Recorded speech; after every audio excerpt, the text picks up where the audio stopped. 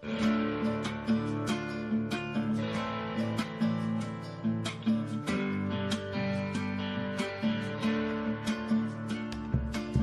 estamos con el presidente de Carvap, Horacio Olaverri, de la Confederación de Asociaciones Rurales de Buenos Aires y La Pampa. Bienvenido, Horacio.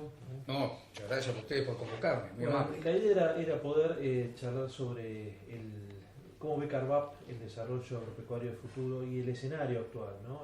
¿Cómo lo está viendo y cuál es la perspectiva que Yo creo que el desarrollo parecería ser un desarrollo interesante en el mundo. Hoy parecería inclusive haber una recuperación de los commodities y creo que es esencial de una Argentina volviendo al mundo de los alimentos.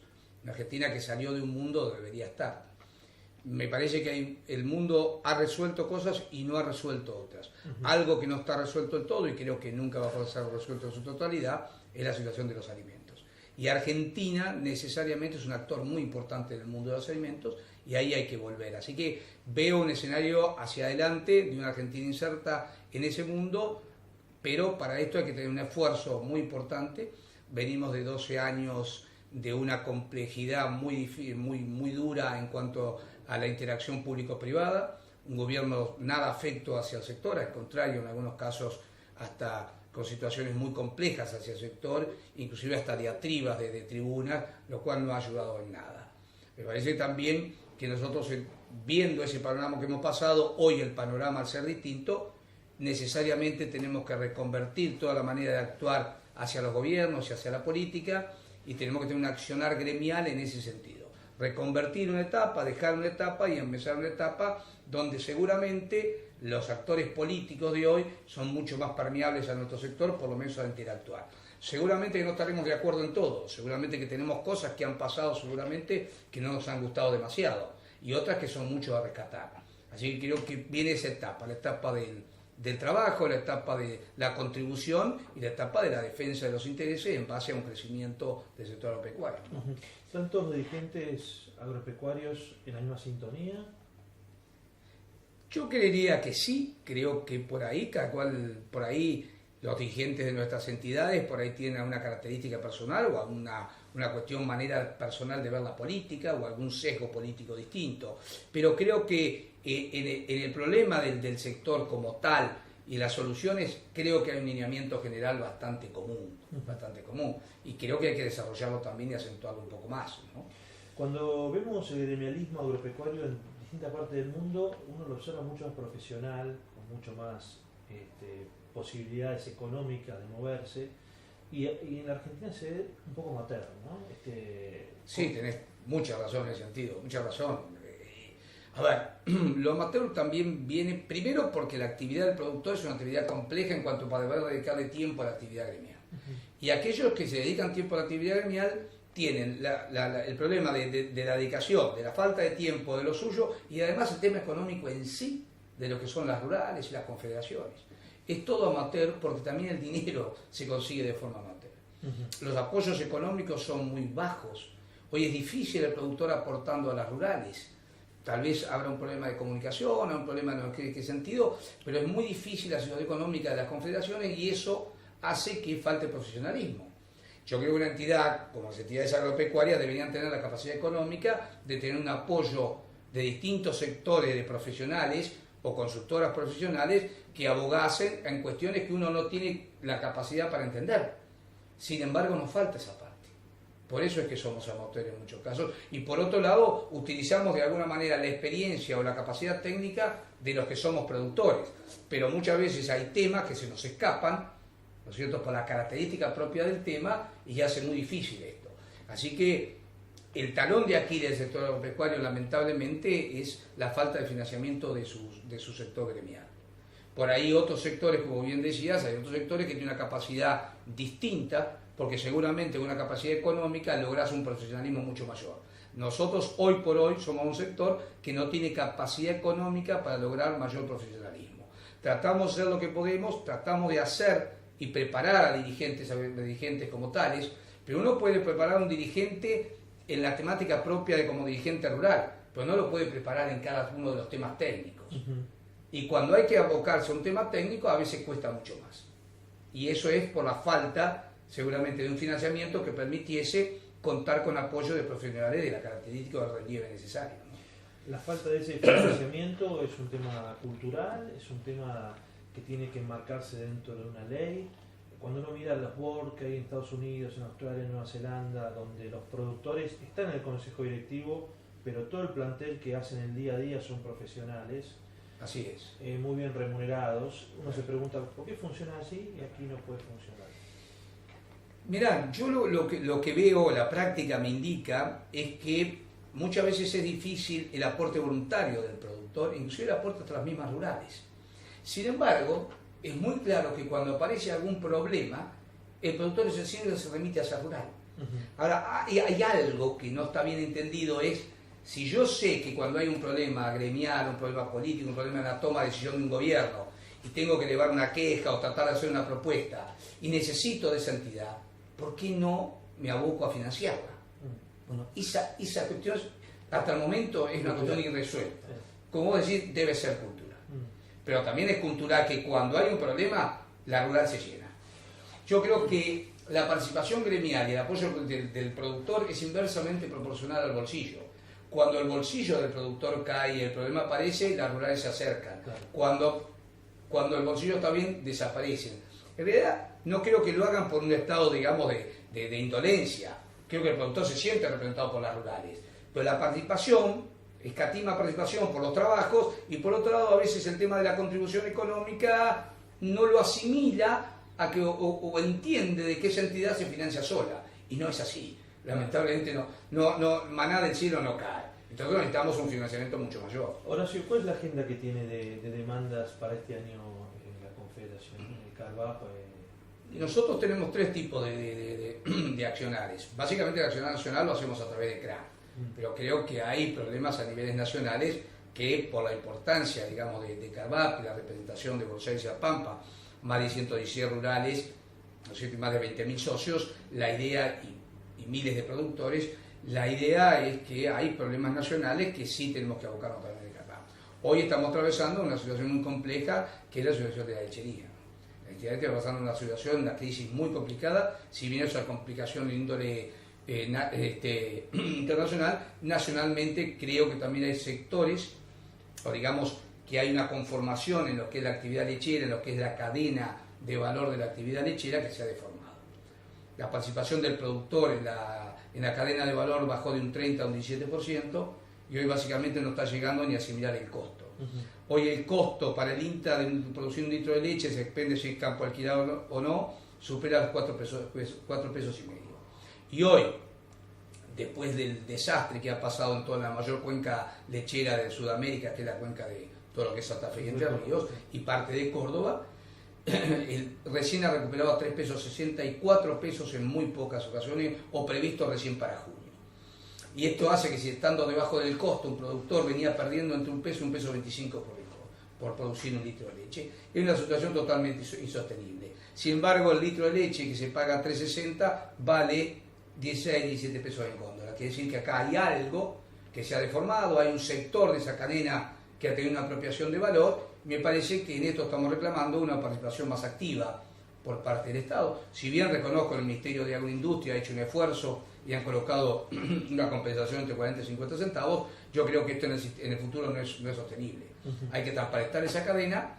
Creo que hay otros estamentos del Estado Nacional que tienen que aparecer, como son la Secretaría de Comercio Exterior, el Ministerio de la Producción, que son quienes actúan, por ejemplo, con el supermercadismo, que entendemos nosotros tiene hoy una apropiación mucho mayor en esa cadena de valor. ¿Hay buen diálogo con el Ministerio de la Industria? Sí, por supuesto que sí. ¿Y con tenemos una excelente interacción. ¿De La Pampa y Buenos Aires? También. Sí, básicamente con cualquiera de los dos ministerios tenemos una excelente interacción, tanto con los gobernadores también. Nos falta alguna charla con la gobernadora Vidal, que todavía no se ha dado, pero sí hemos estado con el gobernador Berna. Realmente es importante resaltar la apertura, por ahí, de distintas pertenencias políticas, tanto La Pampa como la provincia de Buenos Aires. Sin embargo, la apertura política, la interacción que hay con el sector es muy importante. En eso es muy rescatable. Después están las problemáticas locales, las problemáticas que hablamos, las problemáticas provinciales en cada lugar. ¿Cuáles son? Básicamente, la provincial, hay lo que nosotros hemos llamado, en Carvap, hemos dado el nombre de TEX, que es la transitabilidad, la electricidad, la conectividad y la seguridad. Y en cada una de esas provincias hay problemas, tanto en La Pampa como en la provincia de Buenos Aires, y básicamente el problema de la transitabilidad es un eje central. O sea, El deterioro de la infraestructura, caminos. Exactamente, caminos rurales, básicamente. El deterioro de la infraestructura en caminos rurales es tremenda en la provincia de Buenos Aires. Y esto ya lo decimos, si vos me querés decir de una manera egoísta, de pensar que es por la producción. No, no es solo por la producción, es por el hábitat. Hoy la persona que vive en el campo, el año pasado con el deterioro de los caminos, ha habido colegios rurales que tuvieron 5 meses cerrados. Entonces, si vos tenés una persona que ha optado en la vida por vivir en el campo, ha optado por trabajar en el campo, y no tiene con su familia la posibilidad de transitar por un camino, de moverse, bueno, la vida se va a hacer mucho más difícil.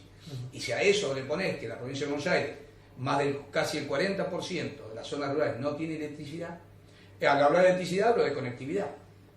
Claramente, el no tener electricidad es vivir en el pasado. Y el no tener conectividad es también vivir. Carvapes aboga por un campo moderno. Y el campo moderno pasa por utilizar la tecnología moderna. La tecnología moderna básicamente se hace a través de la conectividad. Mirá, está comprobado que las personas que tienen hijos adolescentes, que articulan con las escuelas que van del pueblo, porque no hay secundarios en las rurales, van al pueblo, articulan y les enseñan el uso de la computación, hasta le entregan una notebook, ¿no es cierto? Vuelven al campo y no hay conectividad. ¿Qué hace esa persona? O sea, estamos generando condiciones distintas de vida del sector rural del sector urbano. Y esto no puede ser. Los países modernos desarrollan tanto las zonas rurales o como urbanas. Entonces nosotros tendremos que hacia adelante, básicamente, la electricidad y la conectividad son puntos básicos. Hoy ha anunciado el presidente una idea muy interesante sobre una amplitud muy fuerte de la conectividad. Creo que es un paso adelante. Y esto lo asocio con la seguridad. O sea, si hay un elemento que sería un elemento sumamente interesante para la seguridad rural, es el botón de pánico. El botón de pánico, vos sabés que ahora se utiliza mucho con las violencias de género. Sí. La persona tiene un botón de pánico y activa.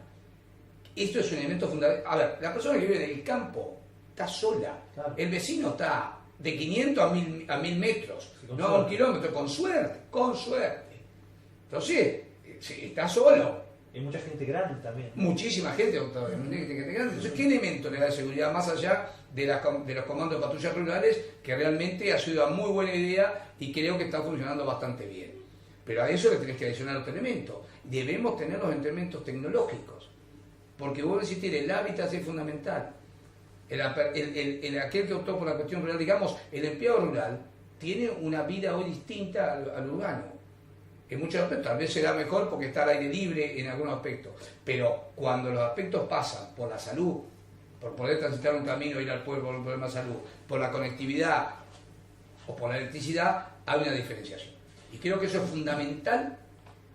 Desde Carvar estamos, digamos, obsesionados con esos temas. Nosotros vamos a trabajar muchísimo y ya lo hemos planteado en la provincia de Buenos Aires, y en el mes de septiembre posiblemente tengamos una reunión con ministros y legisladores en La Pampa para plantear esta misma situación. Y los intendentes, que son los, me parece, más involucrados en esto, ¿han internalizado esta necesidad de llevar con electricidad y conectividad a las áreas rurales? Porque los intendentes siempre tienen las áreas rurales como satélites y manejan más el casco urbano, ¿no? Sí, bueno, sí, muchas veces el interés del casco urbano, por a veces, lamentablemente, por cuestiones electorales, se aboca más a esa tarea. Cuestión que no debería ser así para nada, ¿no? Cierto, claro. Seguramente no. Pero bueno, la realidad a veces nos demuestra eso. Pero en la última conversación que hemos tenido en la mesa provincial con el ministro Sarkis, ellos dicen que han tenido una interacción con los intendentes y que han logrado de alguna manera un relevamiento de cuáles son los principales caminos troncales y la falta de electricidad en la provincia de Buenos Aires. Pero básicamente los caminos troncales donde van a entrar en un proceso de reconversión de los mismos. Nosotros entendemos que si se da un proceso de reconversión, después sí puede aparecer la gestión público-privada a través de los consorcios, que hay consorcios de productores que interactúan con el gobierno municipal. Hay experiencias muy interesantes y exitosas en la provincia de Buenos Aires que se han desarrollado, pero queremos que esta etapa viene después de que haya un proceso de reconversión de caminos y después un proceso de mantenimiento de caminos a través de esta interacción. Desde Carlos se ha trabajado mucho y desde hace tiempo en lo que es la diferenciación de trigos o la segregación de trigos, inclusive con convenios con Avitrigo de Brasil.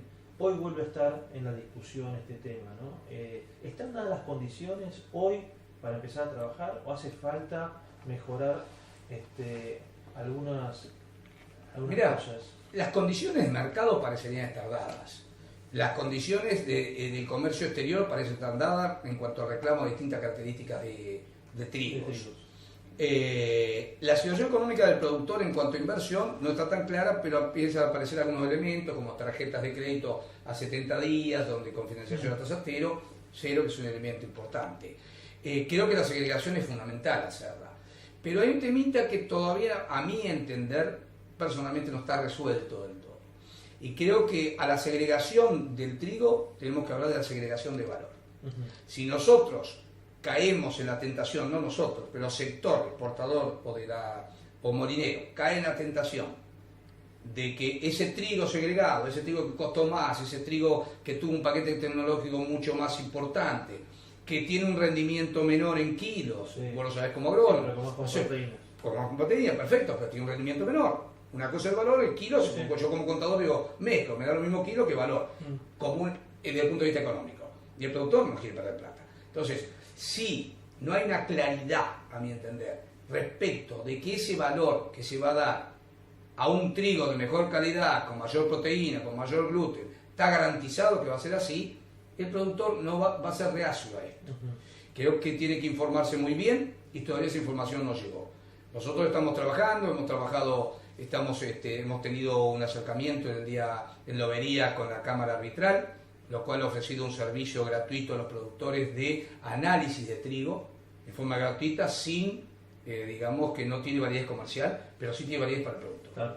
Y gratuitamente se va a hacer un protocolo de cómo sacar la muestra y un análisis totalmente anónimo, donde el productor sepa qué elemento tiene y cómo defenderse. Ahora, en ese sentido, nosotros vemos que del otro lado a veces aparece cuestión de almacenamiento, donde por ahí un acopio o una cooperativa dice, mirá, no puedo porque no te puedo almacenar por la parte, tengo que mezclar y si mezclo el valor no es el mismo. Creo que hay que ir modificando esas cuestiones que son dudas o luces amarillas que aparecen. Las condiciones indudablemente están dadas, nosotros vamos a colaborar con el gobierno provincial que quiere la segregación, los exportadores también. Lo que entendemos que esa parte de la comercialización debe entender claramente que si fallamos en la comercialización y aquel que hizo un trigo de distinta calidad no puede defenderlo con el precio, nos habremos equivocado. ¿Por qué? Vamos a ser claros, nadie produce acá por hobby. Si yo soy tambero, produzco por leche. Si yo soy productor triguero, como tú eres sudoeste, vos sabés que la provincia de Buenos Aires produce el 55-60% del país, lógico, conjuntamente con la Pampa. Entonces, claramente somos los grandes hacedores de este tema. Me parece que nos habríamos equivocado o el sector se equivocaría si a ese productor no se lo premia al esfuerzo que puede haber hecho. Por último, el tema ganadero. Mucho se está hablando ahora de un proyecto de humedales que podría involucrar gran parte de la cuenca del Salado y en la cual no se contemplaría actividades productivas y podría llegar a desafectar gran cantidad de hectáreas, ¿no?